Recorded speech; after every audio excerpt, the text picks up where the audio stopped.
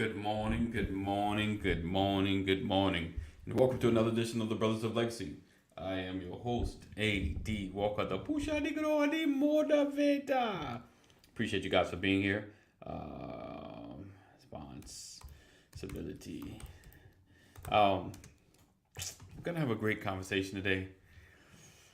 It was tough kind of shaping this topic, which is why I was like kind of late going out. And several stories I kind of want to cover. What's our responsibility to our community? All right.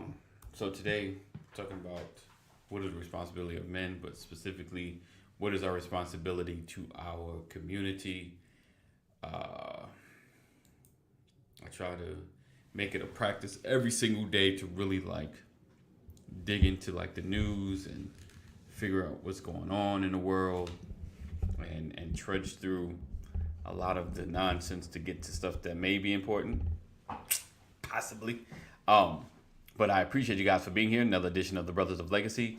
Make sure you are sharing. Make sure you're letting everybody know that the brothers are in the building. As always, share this conversation. Tag someone that needs to hear this because there's always someone that needs to hear it. Speaking of saying what up, Lisa? Good morning. Thank you for coming through and sharing. Listen, this is an open forum where we talk about a lot of different things. And, I have two mantras. One for the show, we are changing our community one conversation at a time, as well as the mantra of Brothers of Legacy, where we don't stand out, we stand up. And, my goal is to change a lot of the rhetoric around black men and the fact that we need to step up more and more, be prominent and dominate in our community as far as making the changes and protecting our community.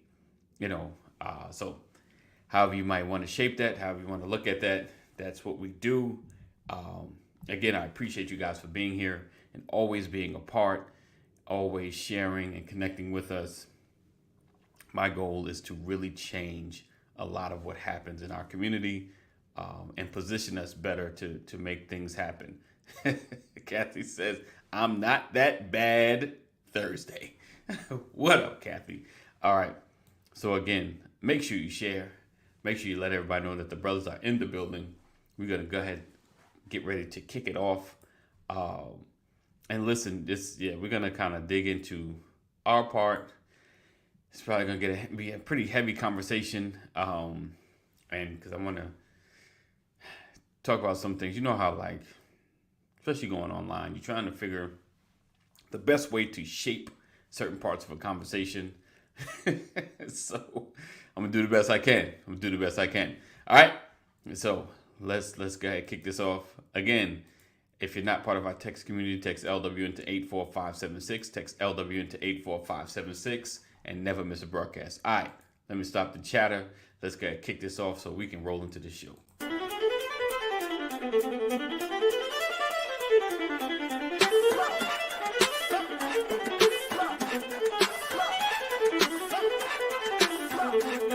I want to welcome you to the Brothers of Legacy broadcast, where we are changing our community one conversation at a time, every day. We are creating a new legacy.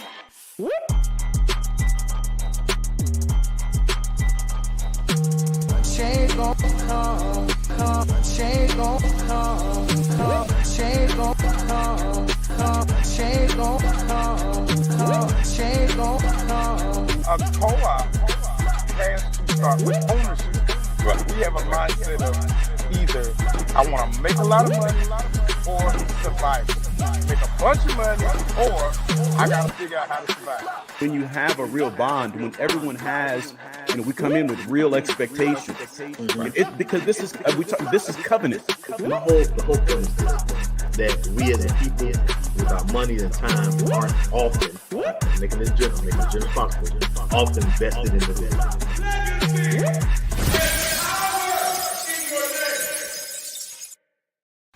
You're watching the Brothers of Legacy. We don't stand out. We stand up. What up, Kadeem? Good morning.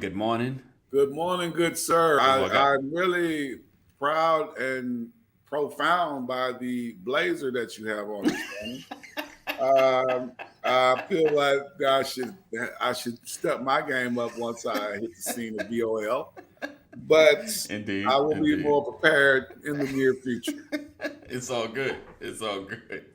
I appreciate you. Appreciate you for noticing that. Yes, sir. I was trying to get my WAP right. Rock the bells. Oh. Yeah, you know what I'm saying? I was like, let's go back to when music was, well, when hip hop was really hip hop. Right. Oh man. So pray all is well. That your morning's going good. Yes, sir. Awesome. Awesome.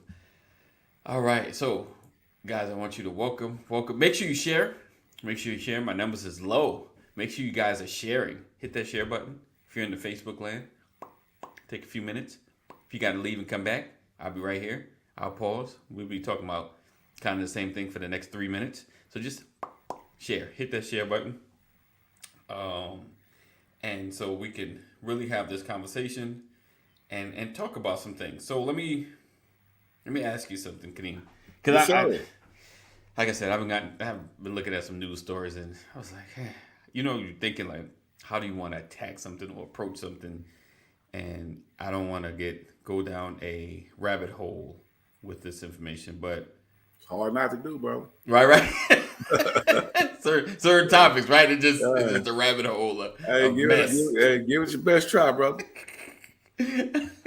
So let me ask you this: as you going through a transformation, kind of like, I think for the most part, you're like, I didn't really listen to a lot of people. I kind of did my thing. That was some of your downfall, not really hearing folks out. As far as your community, did you ever kind of pay attention to what was happening in your community, as far, not like voting, but just the environment, things that were going around you, or you kind of like didn't really see it till you got older, or like, you go back to your hometown, you go places, and you think like, did it always look like this? Like, was it always like this? Or was I just totally oblivious to this nonsense going on around me? Yeah.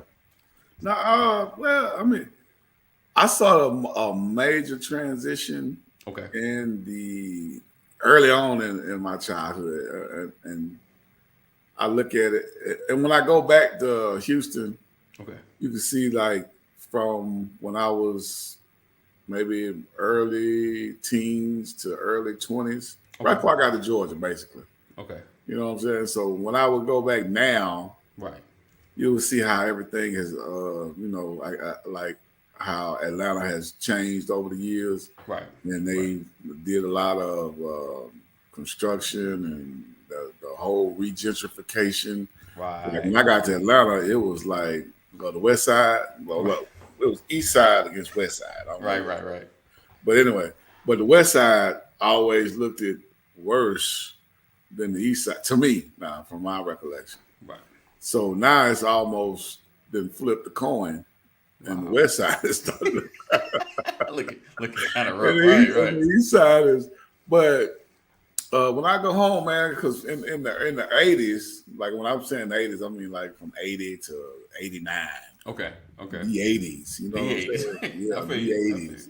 I saw a big transition because my grandparents and them were, and they were like lower middle class, right? Lower middle class. So my grandfather was worked at the post office for 30-something years. My grandmother worked at Sears, and when it was Sears and Roebuck. Right. That's the way back. Before they made a change to just Sears. Remember the cat.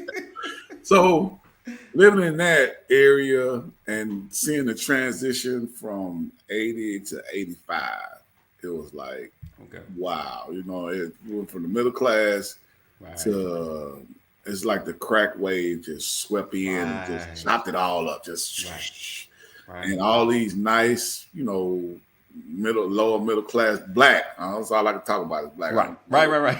I got you. But in lower middle class black neighborhoods just started looking crazy, man. It was just, and it didn't take long. That's what the crazy part about it. So I would say the dramatic changes that I seen back then was how we went from lower middle class to a war zone in less than 10 years. You know what I'm saying? Like, hey, everybody outside in the front yard, neighbors walking, you know, my kids can go down the street, no issues, to, hey, watch out, they shooting over there. Right. Police just left the corner. Somebody just robbed the liquor store. You know what I'm saying? It just something after something. Right. Just so quickly. You know what I'm saying? Wow. So and this is like now in 80, I was 7. Okay. And in 85, I'm 12.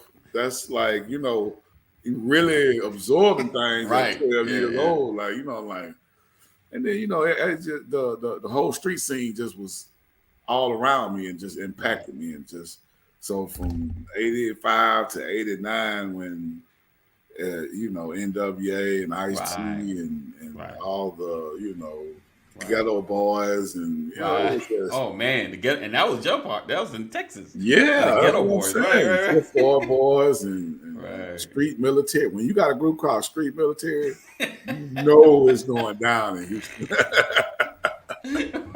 right. So yeah, man. I mean, so that's just at my youth. Right. But I said my as a young adult, the transition that I saw while I was here in Georgia was a little crazy because I was on East. I was on Memorial Drive when Memorial Drive was hot. Gotcha. Yeah, it was still kind of lower middle class black. Right. But it was on that verge of going. Right. Yeah. So right when I left Memorial Drive, you know, they had everybody walking. You know, you had females walking the strip trying to hustle. Gotcha. You had all the clubs on Memorial. It was just, you know. So I saw it both ways, but my major impact was when I was back home in Houston. Gotcha. So let me ask you this though, like, and this is, you know, just reading a lot of stuff. What is like, could we as men, I don't know, like I think, and you talk about the crack epidemic, because it's like you said, we were already, you know, there were neighborhoods that already at the lower, you know, like lower middle, you know, like we were already on the brink, dudes coming home just barely surviving, you know, like, you know, I'm sure there was abuse, but and some drug use, but it seemed like crack was so horrible that it just took folks to a whole nother space, you know, where like I need another hit before I pay my light bill. you know, like man, it was different than, you know, you go get you a $5 bag of weed. That's right. Different.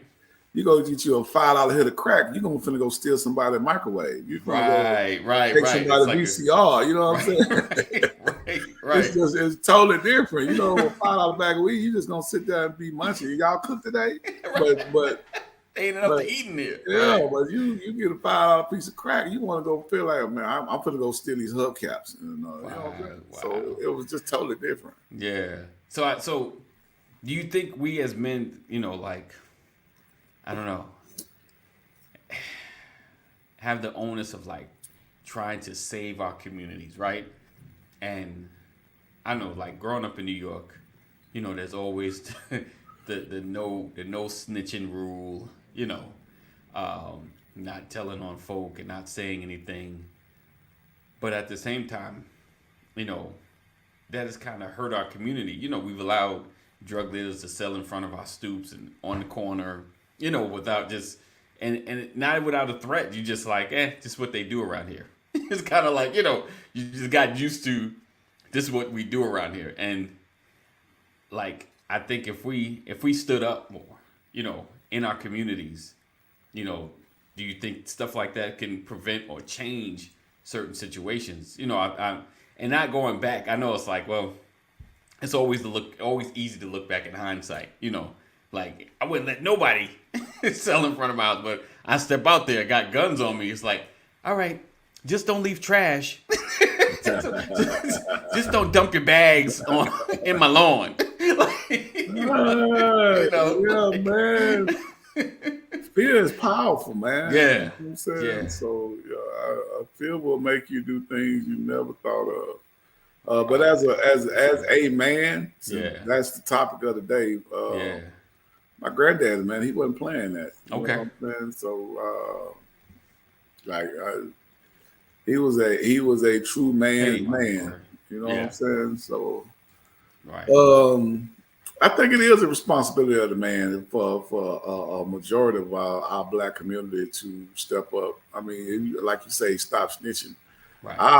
It's the criminal element that has that code. You know what I'm saying? Right. It ain't law-abiding citizens or civilized individuals that got that code. You know what I mean? So because so think about it, right?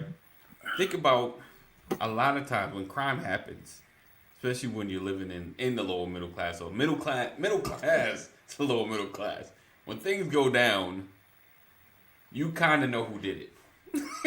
Like you have an idea, like who's out, who's hanging around. You know the what's his name, Ezels. You know who's who. You know what I'm saying? Like if you know or if you've seen it happen, like to see something, say something, or is it, man, that's not mine, I'm sticking to myself. You understand what I'm saying? I mean, but that's not, well, I guess everybody got a different definition of snitching. Okay. Because my thoughts of snitching is I'm in trouble. Right. And I'm getting myself out of trouble. Oh, by snitch, by telling on somebody else. I got you. Me and you have done a crime together, and you trying to save your butt by saying, yo, but he has all the money. That's the definition of snitching. That's how you look at it. Okay. Yeah, I mean, we in this crime, or we in the crime element. Right, you know right. What I'm saying? So he's saying he steal, he don't kill. Right. So that's my verse. But like if you are someone who is in a crime-ridden area, and you have this constant contact with the police about criminal activity that's in front of your vision, right? Are you snitching? Or are you trying to protect your house? Right. I'm with you. I'm with you on that. I don't call that snitching. I'm with you. I mean, but some would call that snitching. It would be the criminal. Right. Why are you snitching on me? Yeah, that's my point. Yeah, indeed. I mean, it would be the criminal, but it wouldn't be the people that stay next door to you who are also scared. Right. But you ain't. Right. They appreciate you for being bold and having courage. Right. To have that interaction with law enforcement, so the criminal element can be removed. Right. You feel what I'm saying? So, as a man, I would definitely say, it is. Good morning, Pastor. It's good morning, brother. There you go. Good morning, everybody. How's everybody? Happy Thursday. Yes, sir. Yes, sir.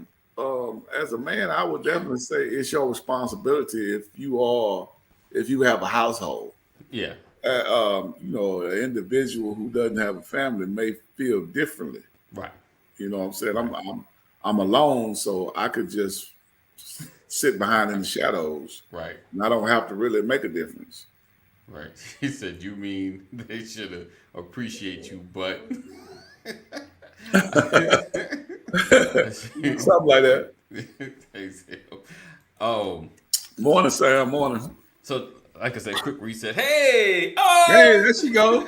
How you doing, Aunt Sam? Aunt in the house. Aunt Sam. Always a pleasure.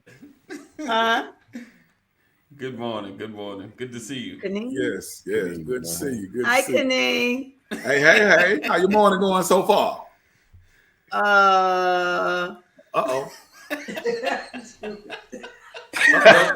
Don't tell all the stories. Don't tell. Oh well, hey, we'll talk about that offline. Right. You're fine. You're living. You're in the land of the living. You're in the land of the living. That's camera shy.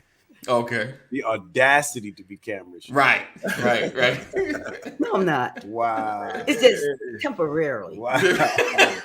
Yeah. Look at everybody saying It's hi. all family. You good? It's all family, right? Oh, awesome. Hey, D, we're going to see you? Yes. Awesome. At some point. Okay. I can't promise when. I can't promise. Ain't nobody else on there. They are. They over here. Oh, okay. Say hi. You gotta wave to the people. Hey, y'all. I'm in the house. I'm in ATL. Okay. Come on over and join us because it's going to be inviting everybody. Friday All night. right, this ain't Good Morning America. I say. Running over here. Running up over here. Sam said, "Come to the house." Come on over to the house and get something to eat and just party in the backyard. That's what I'm talking about. We'll be there Saturday. Now you know the speed of my household. Everybody gonna be there. All right. So today, just a quick reset. You're watching the Brothers of Legacy, and we're talking about what's our responsibility to our community. Cheryl said, "Good morning." She coming. I already know. What is our responsibility to our community? We were just kind of talking about what our interaction and connections to the police. What should be our relationship with the police? Well, we talked about this I guess a few weeks ago, and me and Brian, we had similar but different views of the interaction. All right. If y'all don't mind, look, let's replay that conversation. He wanted to give a play-by-play, Brian. Play-by-play. Let's go. Let's go. So, what is y'all opinion, or how do you guys feel about our interaction? So there are two perspectives in the life of Brian. Okay. There is the young Rambo-ishus, conquer the world. Right. You can't beat me, Brian. And his perspective. I dare you pull me over, Brian. Now that Brian has become, I want to go home. Right. When you're young, you want to conquer the world. Right. When you're old, you just want to make it home. Right. You know, and so, and I'm at an age where, I have, many of us have children out there in those streets. Right. And they are right now where we once were, and the streets are different. Right. So I think it's important to have a peace about you. Yeah. And be resolute in surviving the experience than dying for something that's less than valuable. Like, I'm willing to die for my family, but I'm not willing to die for a speeding ticket. Right. I'm with you. Right. I got you. That's it. And because I have daughters with young black men driving them that aren't me. Right. So now I'm not just checking who the young man is. I need to know who his daddy is, who his mama is, how they think, because I want to know what poured into him. Right. Indeed. Growing up, what environment, because that helps me understand what he might do in tight situations, because I got to think about the people that are coming behind me. Right. So we got to think about it. It's a lot to weigh. You can't control anybody's decisions, Indeed. But you want to empower them with as much information and as many scenarios as you can, so that at least they're prepared and justified in their response. Okay. All right. I agree with that. Yeah. Okay. So what do you think as far as our relationship with the police? And what I mean by that, I call it the fantasy land, because I don't even know what it would look like, but just having hey, there goes Officer John. Hey, Officer John. Like knowing the police in a law-abiding fashion, because if you've been in trouble a bit of time in one particular area, you know the police because you've always bumping heads with them. Oh man, here come Officer John. You know, like, oh man, they got Robert with him today. It's about to get ugly. You know, like, you know, he about to harass and bust me up. You know, and it ain't because I've been the most law abiding, but it's just like, you know, no matter what now, because I've done something and I'm on their radar. You know, but actually having a relationship where, you know, it's just like something that's genuine, you know, and they're actually there to serve and protect, you know, and building a real relationship. Because in my mind, I pray for that day to really happen, you know, where officers, it's more of a real relationship. And if I call them, I'm not looked at like a suspect, you know, even though I'm reporting the crime, you know, like, hey, let me tell you what happened, you know, get attitude, you know, I'm keeping it real outside of knowing a police officer, like Kaneem Few's a police officer, I know him. Outside of that, it's always like attitude when you're trying to talk to a cop, you know, like, hey, guy, what do you want to know? Well, this is what I do, all right? You know, it's like, all right, then. You know, like, and I'm going to keep it real. I've been a lot of my interactions, like, when it's outside of, unless it's like, we're in a space where the officer's presenting something, you know, outside just random.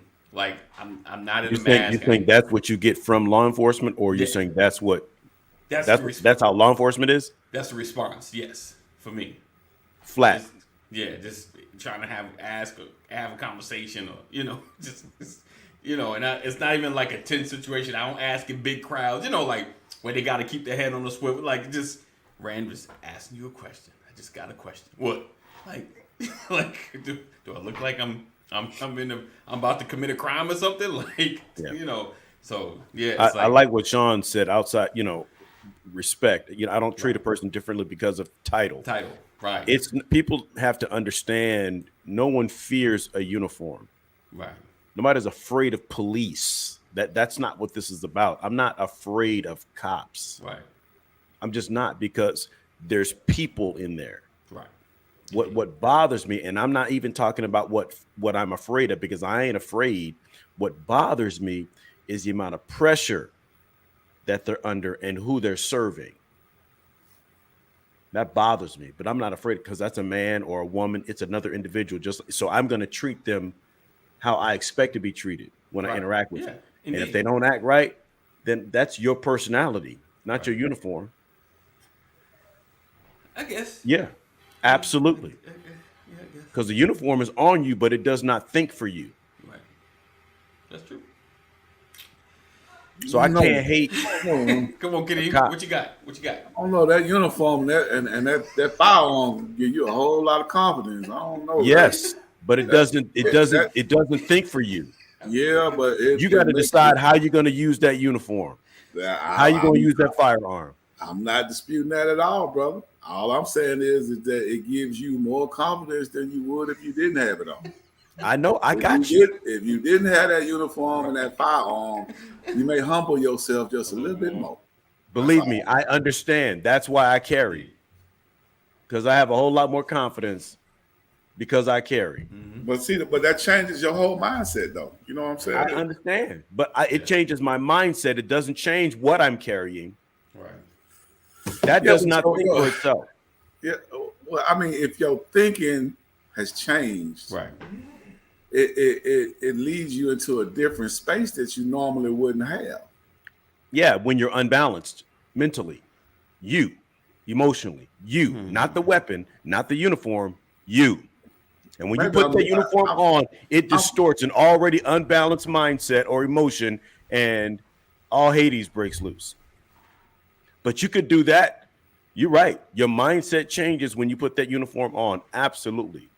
But you crazy without it if you change with it. Well, that's real. I can't dispute it. I don't know if I can agree with it, but it can make you feel different, but it shouldn't make you a different person. Because I try to think of myself, but I've never been a police officer. So. When I put a suit on, I feel professional. Right. I talk different. I smile different. I'm pausing. parading because I like to look good. Right. When I have a t-shirt on, I might put a chain on it.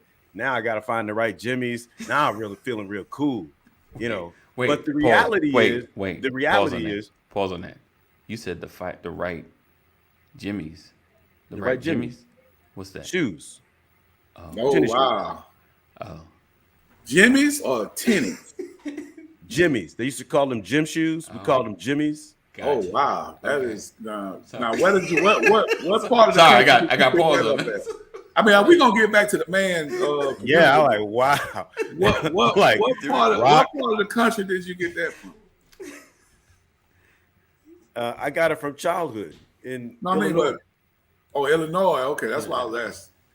Yeah, because I know. I got you. We got it. I just wanted for clarity. I just need some clarity. Yeah, sidetrack. That's all I needed. Illinois. Y'all see that sidetrack over there?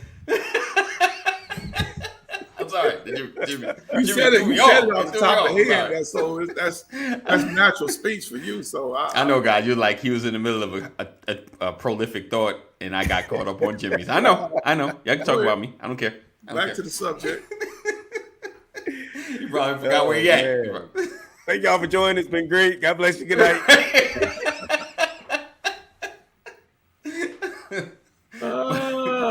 Jimmy's. Okay. Okay. Oh, so go ahead. I'm saying that your clothing, yes, although it can make you feel different, yes, it doesn't have the power to make you a different person. That's all I'm saying. I would. You don't think it might have a lace of arrogancy? Yeah, like I said, I don't know because I can't prove it because I've never been a police officer and never had a uniform on. Because if I had one on, we're gonna have this conversation. Oh yeah, we're gonna go. I mean, like there. When you bought a brand new pair of shoes, as right? A child, I feel like I'm like Mike. Did you race anybody? I could beat Jackie basketball? Joyner. Did you feel like you might be able to jump higher? When you ran, did you think you could outrun somebody because you had new shoes on? Indeed. Yeah, and then you raced and realized you were the same person. Yeah, shoes didn't change you; they just changed. I raced myself. When I ran down the block, I was faster. They did not change you. Okay, I promise you. Getting back to the firearm and the uniform and police. That's that. I mean, don't get me wrong. I feel the analogy that you bring in with the other aspects of clothing, but you are the same person.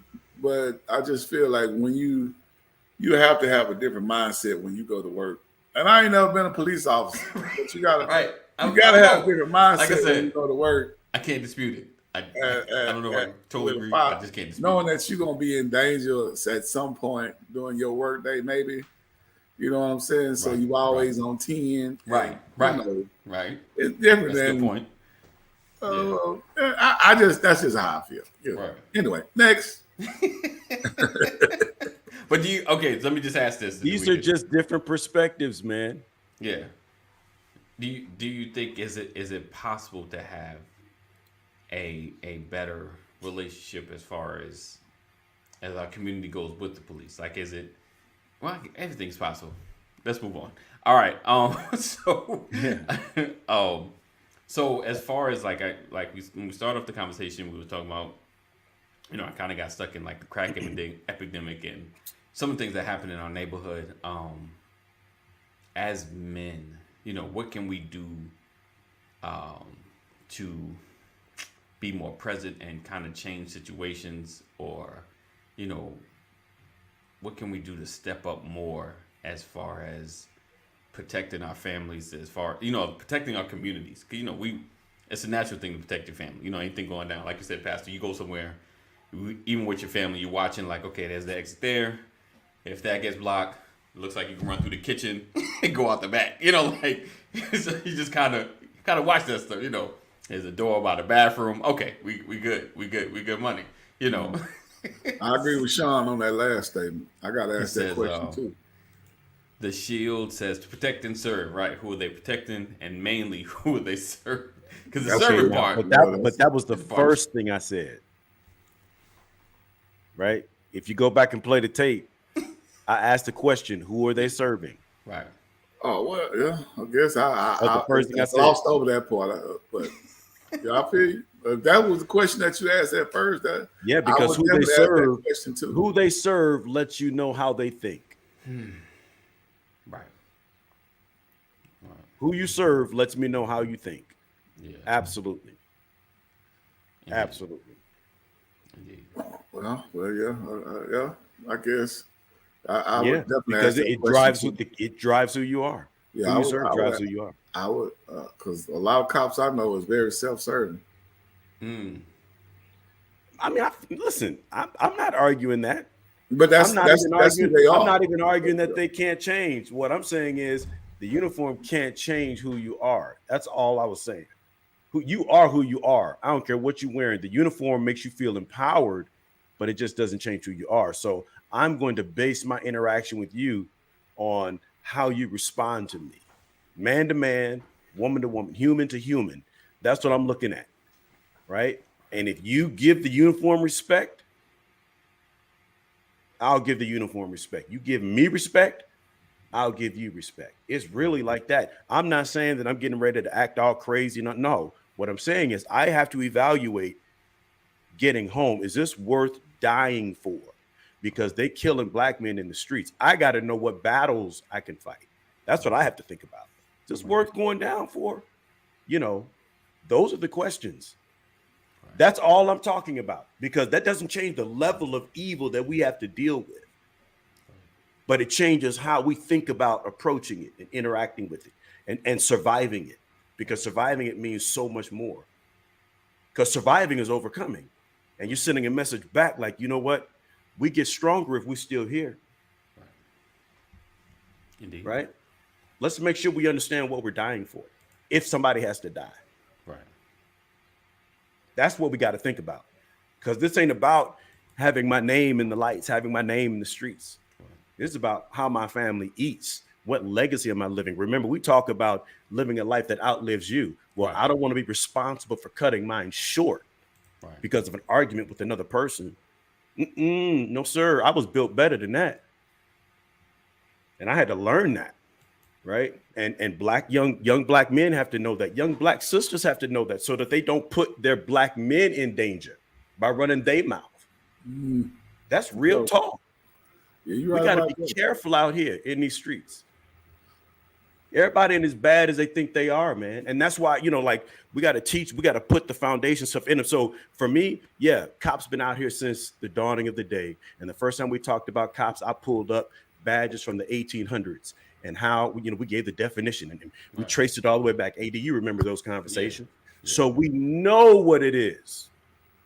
We know what it is. But does it have to stay that way? No, it don't have to stay that way, but we still have to figure out how to survive. We got to make sure we live beyond an episode.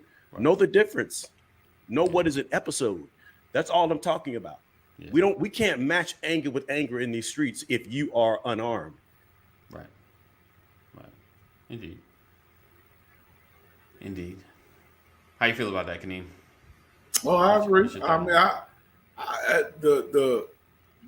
we agree on most things. It's just the interaction with the police is kind of. I mean, I want to go home too. I got kids. I got grandkids. I want all my family to make sure I'm home at the dinner table. Right. You know what I'm saying? I'm very respectful. I didn't already have my tail whooped by the police before, so it definitely puts you in a different frame of mind once you didn't have that interaction and you're on the end of that flashlight. You know what I'm saying? So I know I know how to speak. I was trying to teach my boys how to speak. So but they very humble when it comes because most of them, they real soft spoken. So I don't see them. Yeah, I don't see them being all boisterous and rah in front of the police anyway. Right.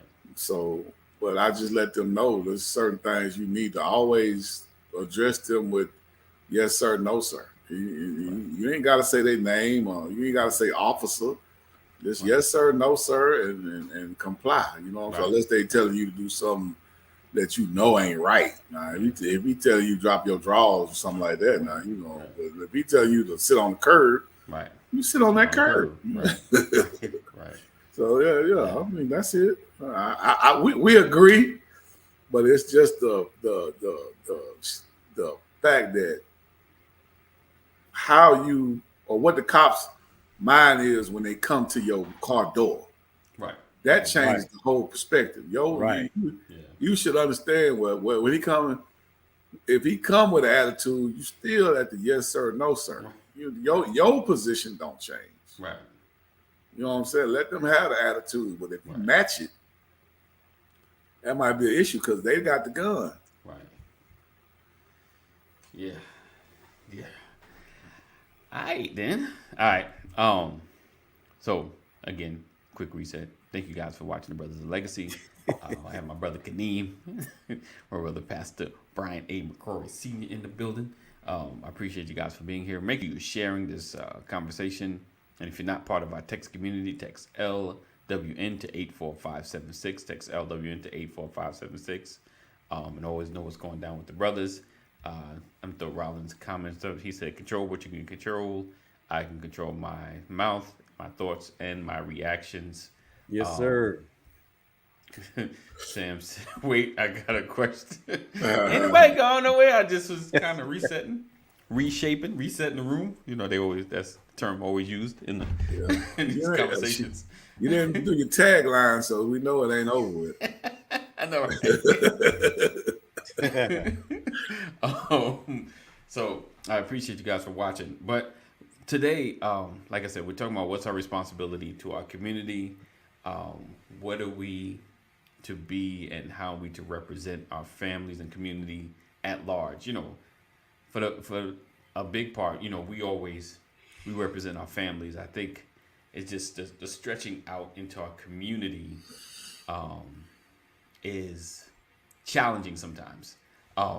Let's see. So having this discussion, how does it make you feel? Real talk. As a man, having to talk to your kids, peers, how to just make it home. Okay. That's easy. How does it make you feel? Go ahead. There's two parts to that one because one, you want to protect, you want to cover. Right. Because the father is a shepherd. Right. He covers his house. And so you feel a sense of responsibility to cover your family, cover your children, and teach your sons to know how to cover theirs. So you know you have to have this conversation because it's about survival. That's number one. Survival is number one. Right. Number two, it makes you feel threatened. Why do I have to say this to my son when he goes out? I mean, it's one thing to say the world is a dangerous place. It's another thing to say, watch out for cops. Right. Because of what they have stamped on the side of their cars. Right. The fact that we have to do that, and not everybody has to do that. Right. And you can't just go out and knock somebody upside their head and it change. Right. Speak to somebody in a man-to-man conversation and make them act differently. Right. You can't just do that. You got to put all these people together in a room. You got to change legislation. What? Yeah. For you to stop treating me like I'm less than human, and I got to teach that to my children. Right. Yeah. I think adding to that, to just make it home, just comply, do what's asked of you. And if by some chance they put you in the bracelets for something, now you got to take it. Just don't say anything and just ask for me. Don't admit to anything. Just ask for me. But at the same time, we're calling our young men kings. Right. You can do anything. Yeah. And see, if you're not like us, you'll never understand the types of battles we have to deal with because I'm a king no matter what you call me. Right. No matter what you do to me, I am who I am, period. Right. But for somebody to tell me to be careful, to watch out, to, follow what they say. Because of what the information that they have access to, the content, the videos, they see this madness, this massacre of young Black people in the streets, Black people, period. Right. So we have to teach that to our children. Man, it's foul, it's unfair. And it's dehumanizing. So to have to process that in your mind as a Black man and then try to teach your children all the right things with that warped sense of reality, at the same time, man. Yeah. That's some of the challenge, and like you got to have Jesus. Indeed, and just to like I said, just comply. And it's rough. Like I hate having that conversation too. Like the first thing should be I should be able to tell my kids, ask the police why you pulled me over. Why'd you stop me? You have rights. Ask them. Absolutely. Yeah, like I should be able to tell my kids, you can question, ask the police. They can't based on law 3569. They like other folks know. They can go there. The problem is that when we see these interactions, a lot of in most cases we're saying, what are you doing? Why are you talking like we see that kind of stuff, right? And so I think about those types of things. Lord, I understand video. We have to have a record because that's how bad it is on these streets for us. Right? Somebody needs to be recording. Right. If I'm gonna have a video on, I don't want to see people acting a fool. So are you trying to demand justice and fair treatment, or are you trying to get likes on social media? Sometimes, the whole setting up of law enforcement and all that. Yeah. I can't get with that no day. Oh, right? No doubt. I hear that. So we have to battle all of that stuff. So remember, there's two frames of mind. There's ours as being victimized by law enforcement and law enforcement walking around saying, protect the blue. Right. All right. Yeah, indeed. It's not what you say, but how you say it. Right. Yes. Question and with respect. Yes. Yeah. Well, again, am I trying to prove a point or am I trying to get through the situation safely? Right. So I'm tossing to you, Kaneem. I know we've been talking a minute. As a man, having to talk with your kids, peers, how to just make it home. How does that make you feel, having that conversation? It's a okay conversation with me, but I just gauge what my kids look like when they listening. You know what I'm saying? Are they actually absorbing the information that I'm giving them? Or are they just being like, man, I don't even really drive. Why are you telling me this? You know what I'm saying? Because my oldest, he didn't even want to drive till he was 18, and he didn't get his driver's license until he was 18. So he didn't go through no driver's ed or none of that, and all his friends had cars. So he was a passenger most of the time. Mm-hmm. But one of his friends, who I've been knowing since he was 8 years old, his attitude is reckless all the time. You know what I'm saying? So it don't really matter. That's interesting. Who's in front of him? His attitude is reckless. So I was very apprehensive of letting him even get in the car. Sometimes, like, we'll take you to the basketball court. We'll take you to the mall. But what's that going on? We'll pick you up. Right. You know what I'm saying? Right. Because I know how his friend is. Right. And his mother got stopped by the police. Okay. Mm-hmm. And his friend was in the passenger seat. He all over his mother talking to the cop about why you stopping us. Wow. We ain't and the mother trying to calm him down. Of course. Now he's a teenager now. Of course. And I'm like, why is you even allowing him to speak when he in the passenger seat? Right. You ain't even got no ID. Right. What are you even? Why your mouth open? Right. There's two grown people talking. Right. Who gave you permission to get in our conversation at this time? So I was talking to his mother about that, you know what I'm saying? But she was, I don't know, she's a different individual, you know what I'm saying? So she spoils him, and she try to reprimand him or try to discipline him. Right. And I'm like, but it wouldn't be something that I would, you know what I'm saying, or our household, me and my wife would. Right. We would definitely have some disagreements about that part of it. But so it's just it is the parents and what you teach them. And as a man, this is what was a woman trying to teach a young man, a young boy. He was trying to teach a young boy on how to be a man, and she failed at it, and it wasn't her job from the beginning. You know what I'm saying? So That's how I look at it. You know what I'm saying?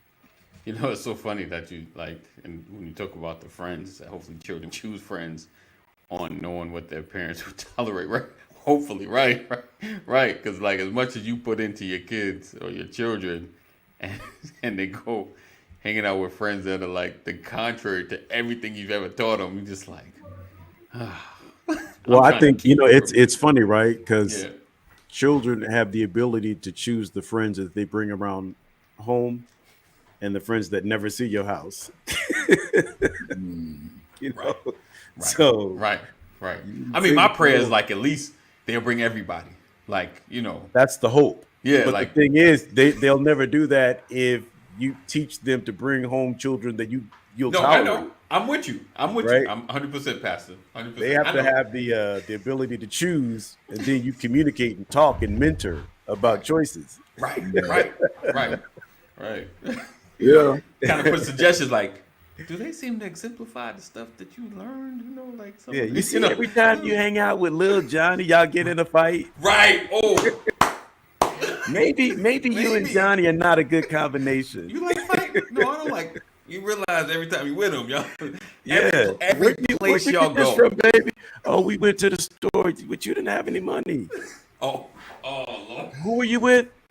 Oh, him again? Maybe y'all shouldn't go to the store together, baby. Yeah. Those are the friends. Right. Yeah. Give them room to choose, and then let's talk about your choices. Right. Learn from our choices. Talk, preacher. All right. So if all hearts and minds are clear, we appreciate you guys for being here and rocking with us. Another edition of the Brothers of Legacy.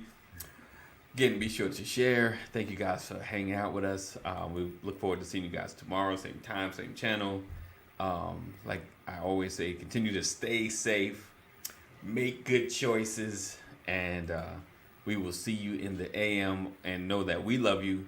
God loves you more. And take care, guys. Peace out. As always, we love you. Know that God loves you more.